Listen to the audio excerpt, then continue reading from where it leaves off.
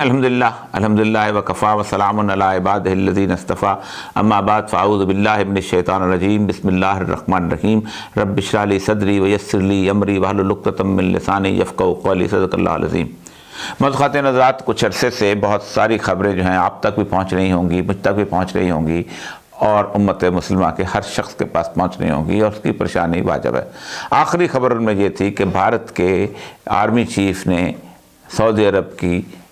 Army chief کے ساتھ ملاقات کی ہے، اور وہاں پر ان کی آپس میں پتہ نہیں کیا باتیں ہوئی ہیں جو کہ اب تک باہر نہیں آ سکیں۔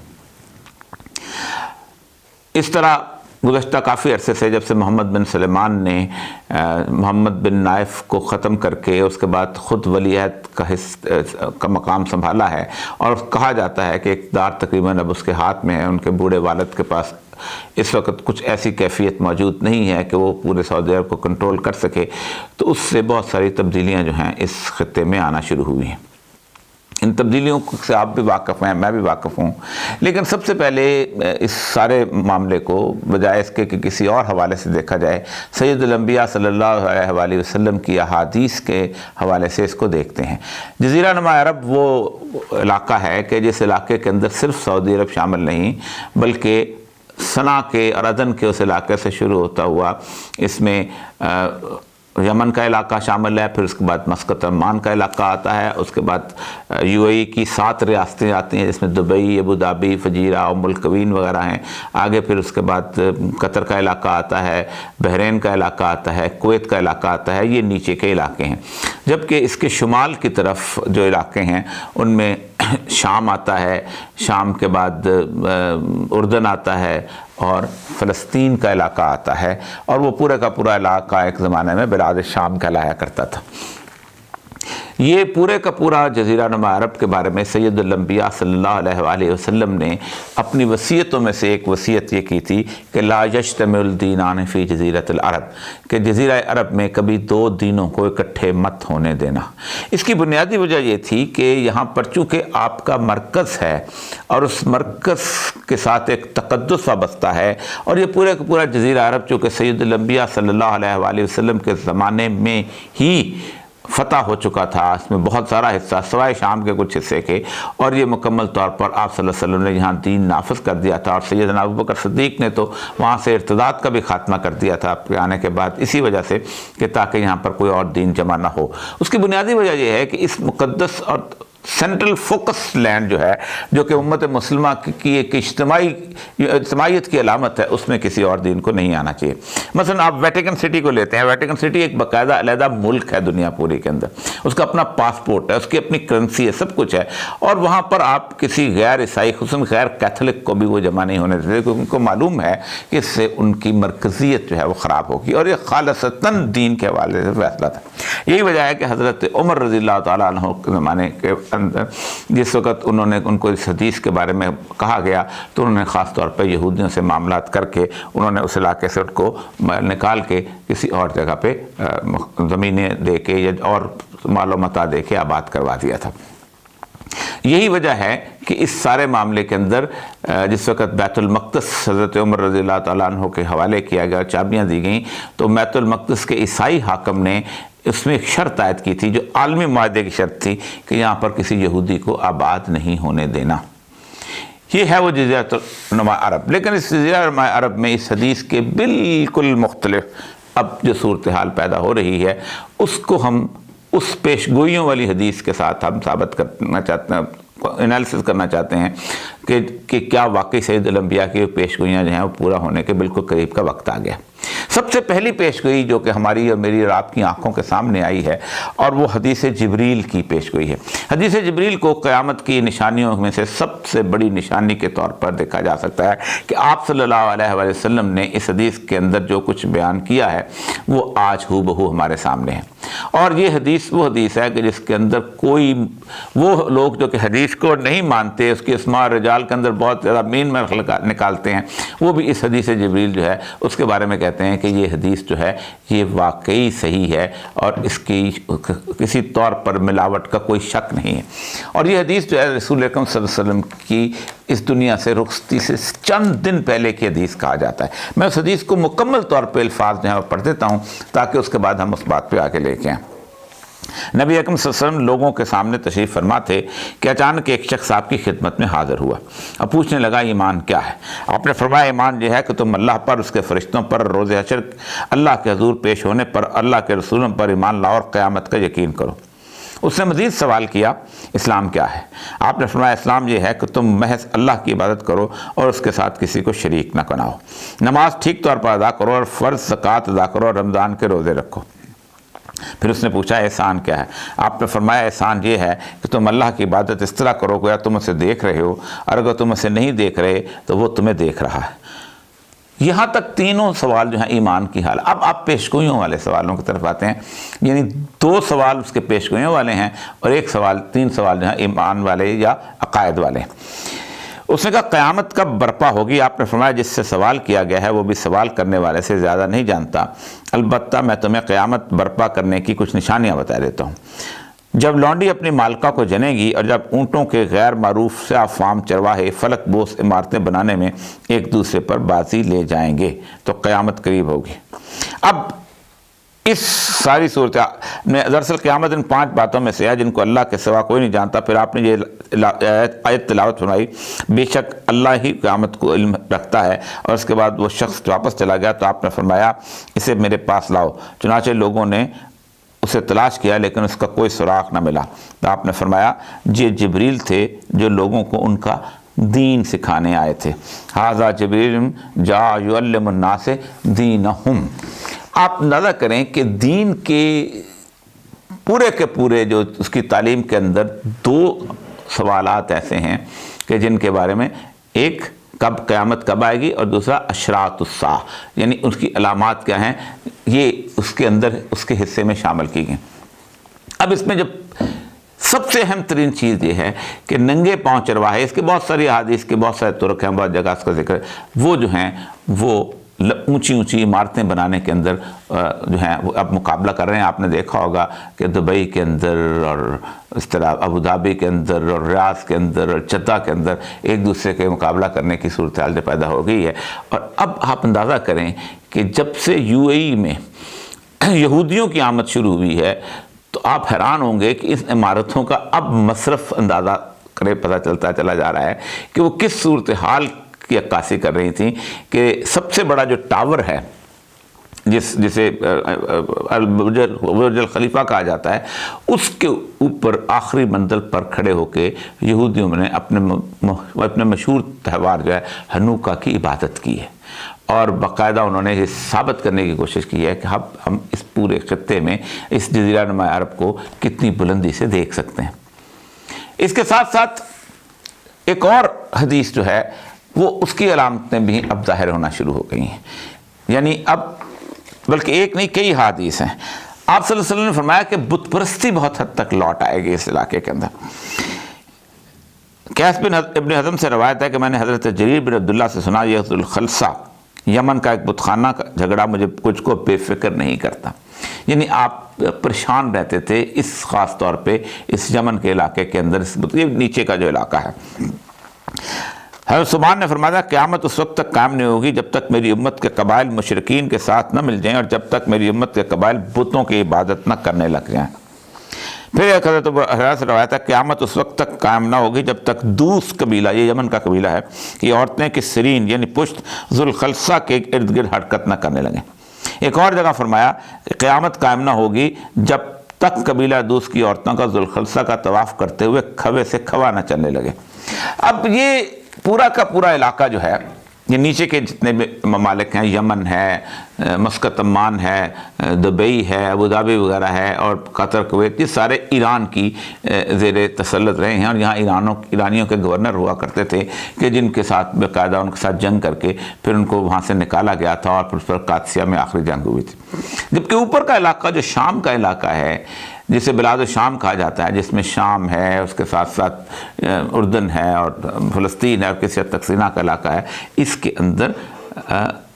اس کی روم کی حکمرانی تھی، اور وہ روم کے بادشاہوں کے زیر تسلط ہوتے تھے۔ وہیں پر حضرت عیسیٰ علیہ السلام جو تھے وہ ان کی دعوت انہوں نے دی تھی، اور وہیں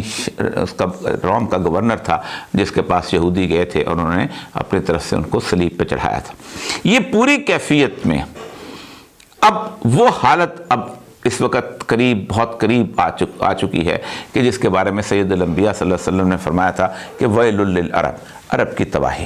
آپ نے ایک نہیں 3 بار یہ فرمایا ویل للعرب من شر قد اقترب، ایک ایسا فتنہ جو کہ بہت قریب آ چکا. اب اس میں ایک حدیث کے حوالے سے ہم اس کو مزید ذرا سا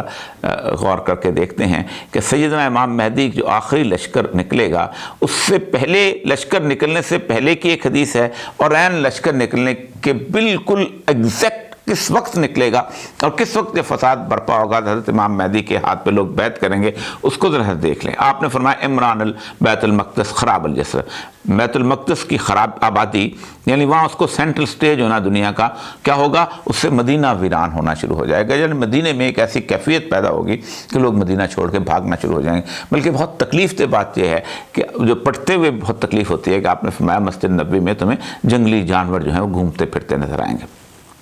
اور جب عمران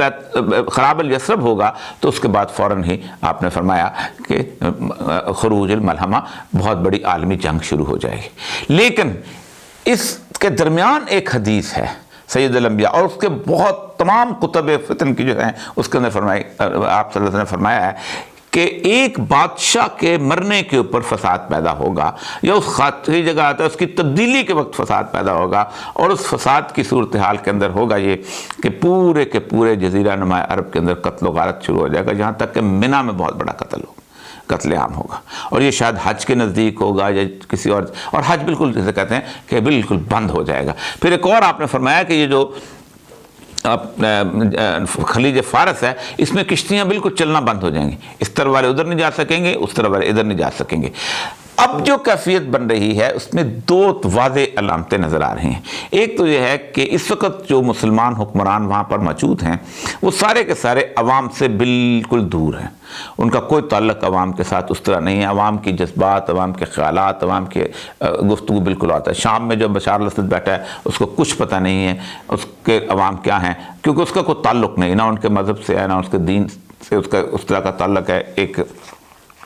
نصیری جو ہے وہاں پر بیٹھا ہوا ہے، علوی جو ہے وہ ماننے والا ہے، ان علویت کو ماننے والا ہے. دوسری طرف سعودی عرب میں جو حکمران بیٹھے ہوئے ہیں ان کا بھی حال یہی ہے کہ وہ اپنے سعودی جو ہے اس کو انٹرسٹ کو واچ کرتے ہیں، مسلم امہ کا انٹرسٹ ان کے ساتھ کوئی اس کا تعلق نہیں ہے. اسامہ بن لادن نے جس وقت سب سے پہلے سعودی عرب میں خلافت کے قیام کی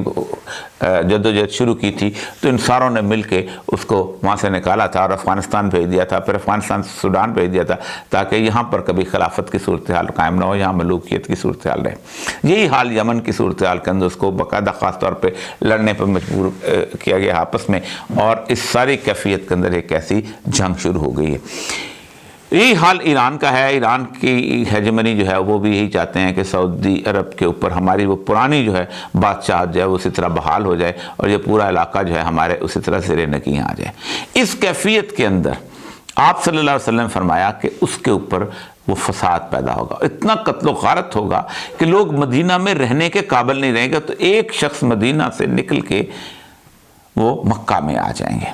اور وہ شخص جو ہیں وہ یقیناً جانے پہچانے لوگ ہوں گے کہ جن کو لوگ پہچان لیں گے اور ان کو خاص طور پہ کہیں گے کہ آپ ہمارے لیڈر بنیں تاکہ ہم آگے جدوجہد کریں، ہم جنگ کریں. اور آپ صلی اللہ علیہ وآلہ وسلم نے فرمایا کہ وہ حجر اسود اور رکن یمانی کے درمیان ان کی بیعت ہوگی، اور پھر اللہ تبارک و تعالیٰ ان کی ایک رات میں اصلاح کر دے گا. یعنی وہ تمام علوم دنیاوی، تمام جدید صورتحال جو ہے ان کو سکھا دیں گے. اور اس کی دوسری بڑی نشانی یہ بتائی آپ نے کہ شام میں جب پتہ چلے گا کہ ان کی بیعت ہو گئی ہے تو شام سے ایک لشکر تیار ہوگا، اور وہ لشکر جو ہے وہ چلتا ہوا آئے گا اور مدینہ اور مکہ کے درمیان بیضاء کے مقام پہ دھنسا دیا جائے گا. اس لشکر کے دھسانے کی علامت جو ہے وہ پوری دنیا کو پتہ چلے گی. تو یہی واحد علامت ہے جو سیدنا امام مہدی کے اس خاص طور پہ خلیفہ ہونے کی، خاص طور پہ امام ہونے کی اور اس لڑائی کے رہنما ہونے کی علامت سمجھی جاتی. تو پھر لوگ جو ہیں وہ چل پڑیں گے اور ان کی بیعت کرنا شروع ہوں گے. لیکن اس وقت جو صورتحال بنی ہوئی ہے، انڈیا کے چیف کا وہاں آنا، اسرائیل کا انفلوئنس وہاں پر بڑھنا، اب لگتا یہ ہے کہ اس وقت تک نہیں ہو سکتا. رسول اکرم صلی اللہ علیہ وسلم کی حدیث کے مطابق جب تک بادشاہ کے مرنے کے بعد یا بادشاہ کی تبدیلی کے بعد لوگ جو ہیں اٹھ کر کھڑا نہ ہو جائیں اور لوگ یہ کہیں کہ یہ غلط ہو رہا ہے، لوگ یہ کہیں کہ یہاں اسرائیل کو تسلیم کیا کرنا غلط ہے، لوگ یہ کہنا شروع ہو جائیں، کیونکہ ان ملکوں کی کوئی حیثیت نہیں ہے، یہ جو دبئی اور ابوظہبی اور سعودی عرب، اس ملکوں کی قطعاً کوئی حیثیت نہیں، یہ چھوٹے چھوٹے ملک ہیں جن کی 70% آبادی باہر سے آ رہی ہے۔ ایک وہاں پر کبھی خدا نہ خواستہ اسرائیل کی طرف سے میزائل کا اٹیک بھی ہو گیا تو یہ پاکستانی، یہ انڈین، یہ امریکن، یہ فلان، یہ فوراً نکل کے بھاگ جائیں گے، اور پیچھے وہ چند لاکھ جو ہیں وہ عرب چرواہے رہ جائیں گے، اور ان کی ساری کی ساری عمارتیں ختم ہو جائیں گی۔ لیکن اگر مین بلک آف سعودی عربیہ، جو خاص حجاز کا علاقہ ہے، جو نجد کا علاقہ ہے، جو نجران کے اوپر کا علاقہ ہے، جو اوپر تبوک کے پاس کا علاقہ ہے، اس علاقے کے اندر جو مسلمان زندہ ہیں، جو رہ رہے ہیں، اگر وہ کہیں طور پر کھڑے ہوئے اور وہ کہیں اس کیفیت کے اندر آئے تو ظاہر بات ہے کہ یہ پھر چند ایک جو ہے اس وقت جو بنا ہوا ہے، جو انسٹال ہوئی ہے سعودی گورنمنٹ، وہ ختم ہو جائے گی۔ اور خطرہ یہی لگ رہا ہے کہ اس وقت آپ اندازہ کریں کہ جو انڈین جو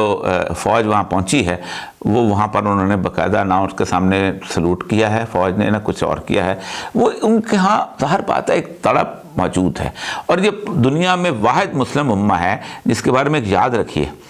کہ دنیا میں کوئی امت ایسی ایگزسٹ نہیں کرتی کہ جو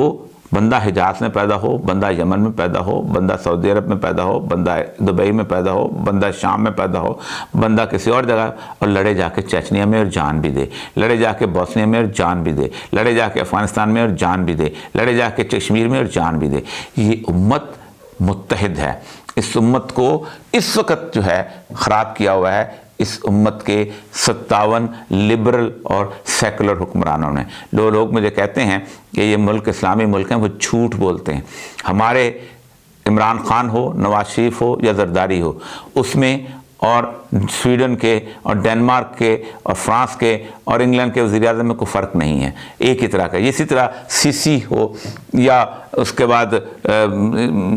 مہاتر محمد ہو یا کوئی ہو، سب اس اینگلو سیکسن لاء کے مطابق ویسی ہی حکومتیں چلا رہے ہیں جیسے، لیکن صرف نام ان کا مسلمانوں والا ہے۔ لیکن ایک بات یاد رکھیے، دنیا میں